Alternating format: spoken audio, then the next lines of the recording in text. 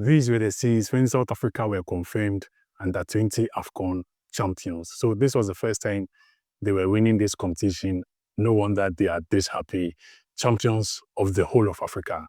Yes, it's South Africa. But in this video, I want to look a bit more into the competition, the tournament itself, the under-20 AFCON, look into the final, tell you exactly how South Africa were able to beat Morocco in the final. Then also, in the competition as a whole, look at the players who were awarded at the end of the tournament, and even some of the standout players from this competition, apart from South Africa and Morocco, other countries who played in, some of the standout players who I think probably have a bright future based on the performance in this tournament. So you wouldn't want to miss out on all this. So just keep on watching this video and I'll tell you all the details you need to know.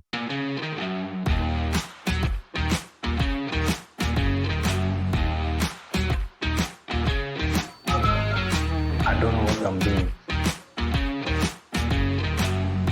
All right, so welcome back. This is African Football. My name is Dennis Seram, the face you always see over here. But let's get into the under-20 AFCON.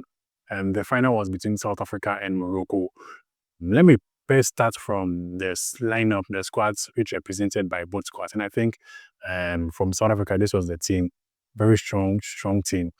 From South Africa, they had, I think, their strongest starting 11 because a player like Shaquille Pro had been playing so well in the previous games he had played in. A player like Mfundo Vilakazi had a lot of, I wanted to say aura, but I mean, he's a big player because he plays for Kaizer Chiefs. I mean, South Africa, he's one of the biggest players in the team. They had Asheni also starting the game. They had Tylon Smith, who scored the last game, also starting. The goalkeeper, Blake Chalo, also starting. So it was a strong team for that is South Africa coming into this final. For Morocco, well, they've always been strong, and the team they presented was also equally very, very strong. Othman Mama, who had been performing so well, was in the team starting. But there was one big element missing in the Morocco's team setup, and that was El Haddad, because he got a second yellow card in the semi-final against Egypt. So he was missing this final game. And it seems he was an important piece of the puzzle. But he had Abdullahi, who scored the winning goal for Morocco in the semis against Egypt, starting in his place. So ideally, it was expected to be a competent replacement and a good starting 11 for Morocco. And as expected, right from the very first minute of the game, it was Morocco who really had the better chances of the two and created the better chances because it seemed they had, in terms of on paper, and this is just on paper because for every game, it's always different. They had the better quality on paper. So they created the better chances. But then chance after chance, it was one man who kept popping up. Fletcher Lowe, the goalkeeper of South Africa, who had an incredible performance on the day, made save after save, denied Morocco multiple times. And I think Morocco should have taken a cue from the previous game South Africa had played in this competition because I think it was the same story against DR Congo. And Congo had a lot of chances. They couldn't take them. And then when South Africa finally came into the elements, they took their chances and they won. In the semis against Nigeria, same thing. Nigeria had their chances. They didn't take their chances, wasted a lot of chances. South Africa had theirs, scored and won the game. So when Morocco were wasting a lot of chances via South Africa's goalkeeper, Fletcher, making very good quality and world-class saves, they should have probably been thinking, is it going to be deja vu? I mean, is it going to be deja vu for them? But there was one man also for South Africa who was impressive, overly impressive, and it's this man, Shaquille Pro, who was playing down the right-hand side for South Africa. He was constantly attacking down the left wing channel of Morocco, and even got this man, that is Morocco's left back, Zahawi, to receive a yellow card, and ultimately he had to even be substituted from the game because he was literally about to receive a red card. He just couldn't tackle Shaquille Pro in that game, and he had to be taken out. But quite ironically, the man who replaced him, this man who replaced the left back who got taken out because he couldn't contain Shaquille Pro, he was the man who actually caused South Africa to score the goal because this was the goal. The goal was initially flagged as offside, but then you can see a player here. Yes, that player who is playing South Africa's player onside. That was the man who just came on to replace Zahawi, who had to be taken out because he just couldn't.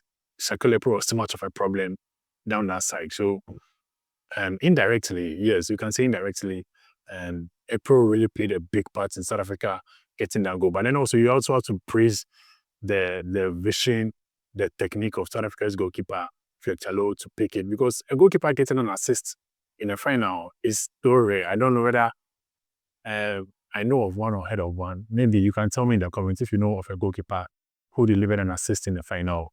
I haven't done that research yet, so tell me in the comments if you know any like that. But he got that assist for South Africa, playing right from his own half straight to Kekana, who marvelous technique to score the winning goal for South Africa. And I think this win had been long coming for South Africa, because the very first time these two teams reached the final of the U20 AFCON was in 1997.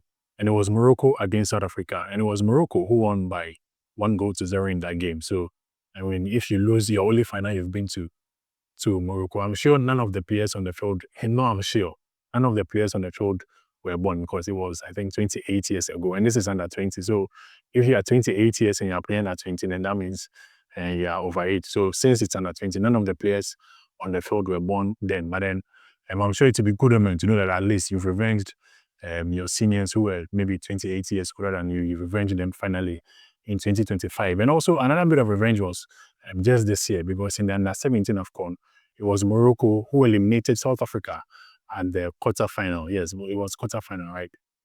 Yeah, I think quarterfinal, at the quarterfinal stage, Morocco who eliminated South Africa. So this was literally a 2-in-1 revenge. Yes, 2-in-1 revenge for the under 17 team who were eliminated in the quarterfinal. A revenge for the under 20 team of 1997 who lost the cup to South Africa, and eventually Amajeta winning that trophy. So this trophy is also quite a bit of historic and monumental for South Africa, because it's their first ever trophy at the under 20 level. Had never won a trophy at this level before. But not only under 20, it is their first ever trophy in the youth tournament, because they had never won the under 20 also before. The under 17 too, they had never won it before. So it was the opener. And winning this one, I think it's mostly you just need one to keep on going. So it's a good way to start. And that finally South Africa have gotten their name in youth football in Africa. But let me get into the tournament itself. And at the end of the tournament, we had some nominations or awards given out. This man, Momo Kamara Ibrahim, was named the top scorer. And this one, I don't think it's a debate, because he scored the most goals, 4 goals. Nobody scored more goals than Ibrahim Momo Kamara, and fully deserved it. And even if you watch the kind of goals he scored, very high technique goals. His left foot so powerful, also very skillful on the ball. Anytime he was on the ball, had the vision to create chances for his teammates. He was excellent in the competition, and I think top scorer. I mean, you can't debate this one, because he scored the most goals. Best goalkeeper also went to Fletcher Low of South Africa, and for me, I think 100% he deserved it. I can't debate it as well, because this is a goalkeeper who, right from the group stages, the game against Tanzania, he made fantastic, spectacular thing. Against Zambia, same thing. Against Sierra Leone, he did same thing. Into the quarterfinal against DRC, he was a differential. Against Nigeria, a big differential. In the final, same thing. Even gave an assist in the final. No goalkeeper, I don't think, came close to him. I think he was the best performing goalkeeper in this tournament, and rightfully given to him Fletcher Low goalkeeper of the tournament. Then we get to this one, which is a bit more interesting, the player of the tournament. We went to Tylon Smith, South Africa's centre back. And to be fair, I think he had a fantastic tournament. Very calm in possession at the back. Even under pressure, he's always very calm and very good with the long balls. And also a serious threat from set spaces. Maybe scoring the goal, which took South Africa to the final against Nigeria. It was a fantastic season, a fantastic tournament for Tylon Smith. And I think he's one of the players we really have to look out to his development, hoping that he'll really build on this level and become one of the top centre-backs in African football. But also, I think there are a few other Souths who could have maybe competed with Tylon Smith for the player of the year. And I think the first one will be this man, Fletcher Low, the goalkeeper, because for me, I think he's the reason.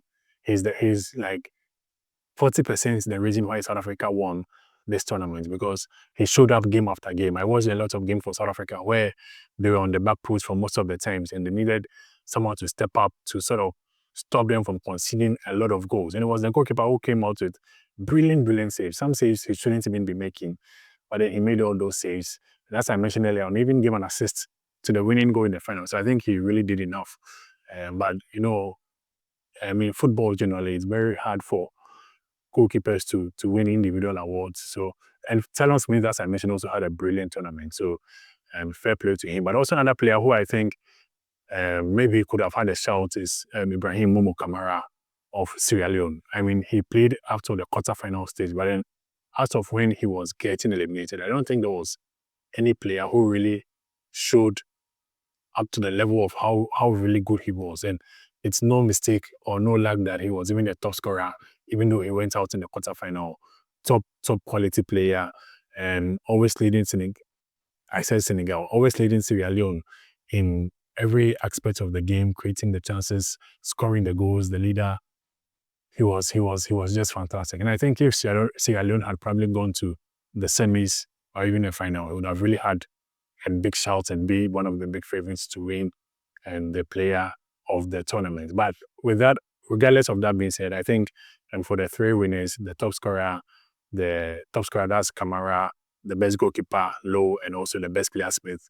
And they've really been fantastic throughout this competition. And I'm really looking up to how well they can develop. But speaking of players and how well they can even develop, I also have some talents who I'm thinking that maybe from 2, 3, 4 years from now, since they're under 20, I'm really expecting them to hit top level in African football based on what we saw from this tournament. And my first pick is this man, Ebenezer Harcourt, the goalkeeper from Nigeria.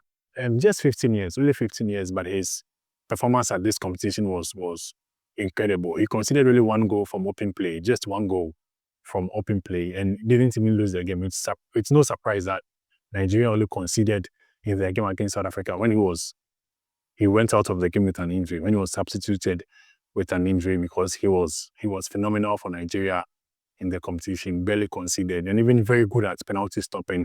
He saved 2 penalties in the round 16 stage against Senegal. And Senegal have very good technical players. So to be able to save 2 of their penalties, it means you have, like, your mind reading is at an insane level. And at 15, I think he's really one of the players to watch out for. Next has to be our goalkeeper of the tournament, Greg Chalo. And as I mentioned, his reflexes was next level. I don't think I saw any goalkeeper with such good reflexes as he has been doing in the competitions, and even his ability to sort of also play his team forward. As I mentioned, getting the assist, spotting a pass to get a long ball in, which got him the assist for the winning goal in the final. I think he really has a good and bright future ahead if he can harness and build on this talent. Another player is this man, Ousmane Mama of Morocco, who for me was one of the best wingers of this competition. I mean, apart from the final where he didn't really show off, for most of the games, you could see his level was way above a lot of the players he was playing against.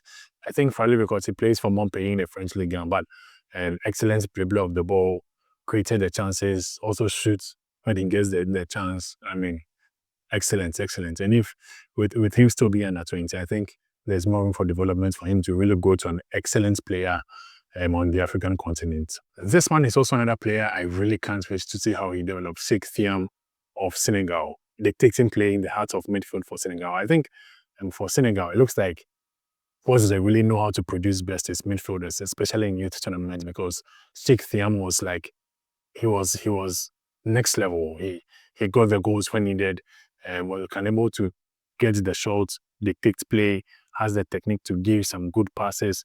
He was simply the man in the heart of midfield for Senegal. He was the engine, the man holding Senegal together.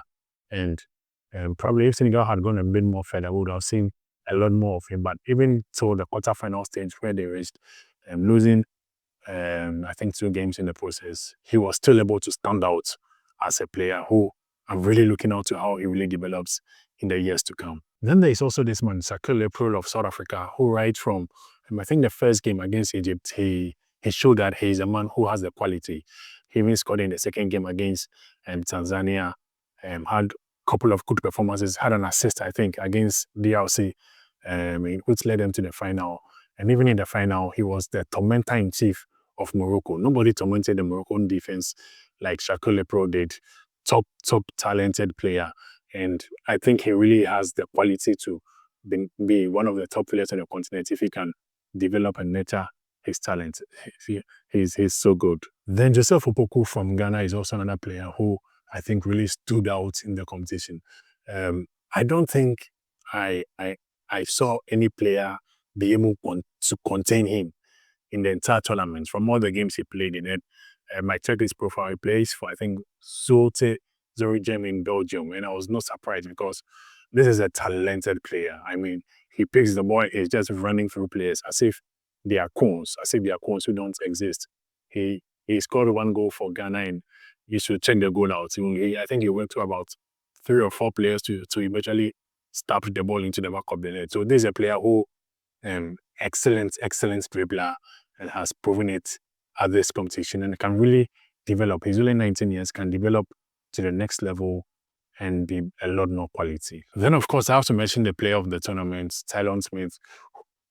I'm describing him already. I mean, his composure at the back is like, for someone who is under 20 to be that composed under pressure, I think it's next level for me.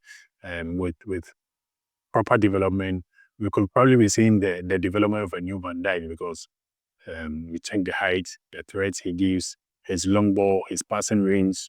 I mean, there's a modern centre back, and he has it all to develop to one of the best players on the continent. But I also can't say without mentioning the top scorer of the competition, Mokmo Ibrahim Kamara, who for me was one of the main reasons why Sierra Leone really made a statement in this tournament and led them right from day one. Scored a hat-trick in the competition, top scorer at the end, wonderful left foot. You could say he alone played to his beat. He's the one that all the players look up to, how he leads them on the pitch. They give him the ball and expect him to find other players, and then also when they are sort of stuck in areas, you find Momo Kamara because you know he will do something with the ball. And I really can't wait to see how he develops. He's already played a couple of games for Sierra Leone's national team. It's no surprise. He's also had impact even with the national team itself. So I think for me, I don't know whether I should even be putting him in this zone that he should be one of the talents we should watch out for because you're already seeing him. He's already performing so well, even with the senior national team, and also did so well with the under-20s. But yeah, the under-20 AFCON is over. South Africa are champions. Congratulations to them, and congratulations to all the individual winners. But you can also let me know your thoughts about all I shared. Who was your best player on the competition? Who are some of the talents you really want to watch out for in the future? Let me know all this in the comment section.